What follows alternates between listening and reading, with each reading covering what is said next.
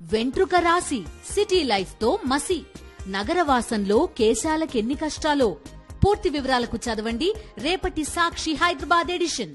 AP పాలక కూటమిలో ముఖ్యమంత్రి నుంచి మంత్రుల వరకు అందరికీ వెటకారం ఎక్కువైంది.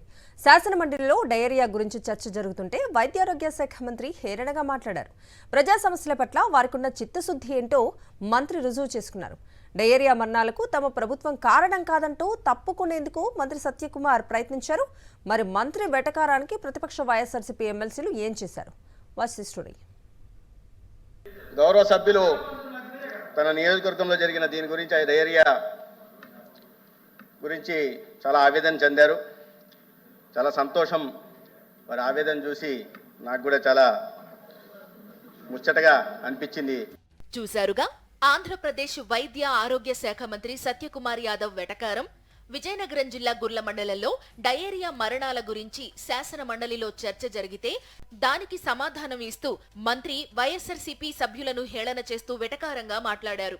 సభ్యుల ఆవేదన చూసి మంత్రి గారికి ముచ్చటగా అనిపించిందట. డయేరియా మరణాలకు ఆ వ్యాధి ప్రబలడానికి కూటమి ప్రభుత్వానికి సంబంధమే లేదని మంత్రి సెలవిచ్చారు. మాజీ ముఖ్యమంత్రి వైఎస్ జగన్ ట్వీట్ చేయడానికంటే ముందే ప్రభుత్వం స్పందించిందని చెప్పుకోవడానికి మంత్రి సత్యకుమార్ చాలా కష్టపడ్డారు. గౌరవ సభ్యురాలు మాట్లాడుతూ 19 తేదీ దాకా మాజీ ముఖ్యమంత్రి గారు ట్వీట్ చేసేదాకా అసలు దాని మీద స్పందించలేదని చెప్పారు అధ్యక్ష. 19వ తేదీకి మొత్తం కేసులన్నీ అయిపోయి ఇళ్లకు కూడా చేరారనే విషయం కూడా వాళ్ళు తెలుసుకోవాల్సిన అధ్యక్ష.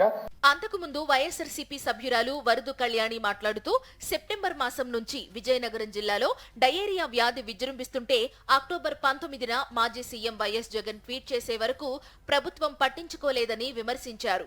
అసలు ఫస్ట్ మరణమేమో సెప్టెంబర్ 20వ తేదీన గొర్ల మండలంలో పెనుబర్తిలో నమోదైంది అధ్యక్ష. ఆ తర్వాత అక్టోబర్ 12వ తేదీకి అంటే 22 రోజులు అయింది. అప్పటికే ఇంచుమించు 14 మంది వరకు చనిపోయారు అధ్యక్ష. ఇన్ని రోజులైనా కూడా ప్రభుత్వ యంత్రాంగం అసలు పట్టించుకోలేదు అధ్యక్ష. జగన్మోహన్ రెడ్డి గారు అక్టోబర్ 19న ట్వీట్ చేస్తే అప్పుడు ప్రభుత్వం స్పందించడం స్టార్ట్ చేసింది అధ్యక్ష. అసలు ఎంత ఘోరం అంటే ఆ డయేరియా బారిన పడిన వాళ్ళకి స్కూల్ బెంచ్ల మీద ట్రీట్మెంట్ ఇచ్చారు అధ్యక్ష. వైద్య ఆరోగ్య శాఖ డైరెక్టర్ వచ్చి పరిశీలించి డయేరియా అని నిర్ధారిస్తే సభలో వైద్య శాఖ మంత్రి మాట్లాడుతూ డయేరియా కాదని అనడం దురదృష్టకరమని మండలిలో ప్రతిపక్ష నేత బొత్స సత్యనారాయణ ఆగ్రహం వ్యక్తం చేశారు. విజయనగరం జిల్లాలో అనేక మంది ప్రజలు అత్యాచార కారణంగా మరణించారనే విషయం వాస్తవమా కాదని అడిగారు. లేదు అని చెప్పారు అధ్యక్ష. అంటే గొర్రెలో జరిగిన ఇన్సిడెంట్ లో అత్యాచారం వల్ల ఎవరూ చనిపోలేదా అనేది మరి మంత్రి గారి ముందు ఫస్ట్ దాన్ని రీకన్సిడర్ చేయవలసిన కోరుతాను. ఎందుకంటే ఆయన స్టేట్గా నో అని చెప్పేశారు అధ్యక్ష. అసలు ఆ విషయం జరగలేదు, అత్యాచారం లేదే లేదు అని చెప్పారు అధ్యక్ష. కానీ 7 గ్రామాలు జరిగింది అధ్యక్ష. అది పెనుబర్తి, తట్టంగి, కోటగంటేడు, గొర్రెల, నాగలవలస, గోసాడ, జగన్నాథపురం మొత్తం అందరూ కలిపి 202 మంది అక్కడ జరిగిన వాళ్ళందరికీ డిసీజ్ వల్ల వాళ్ళని వివిధ హాస్పిటల్లో నుంచి డాక్టర్లు అందరూ చేర్చడం జరిగింది అధ్యక్ష. సాక్షాత్తు డైరెక్టర్ మెడికల్ ఎడ్యుకేషన్ కూడా ఆడికి వచ్చి మెడికల్ హెల్త్ కూడా వచ్చి పర్యవేక్షించారు అధ్యక్ష.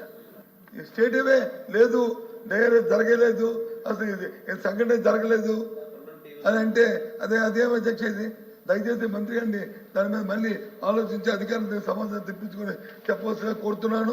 ప్రజా సమస్యలపై మంత్రి మాట్లాడే సమయంలో వ్యక్తిగతంగా మాట్లాడడం, హేళనగా మాట్లాడటం మంచిది కాదని బొత్స సత్యనారాయణ హితవు చెప్పారు. ఆయనకు పైశాచిక ఆనందం ఉంటే ఉండొచ్చని, కానీ సభలో సమాధానం చెప్పే సమయంలో బాధ్యతగా వ్యవహరించాలని సూచించారు.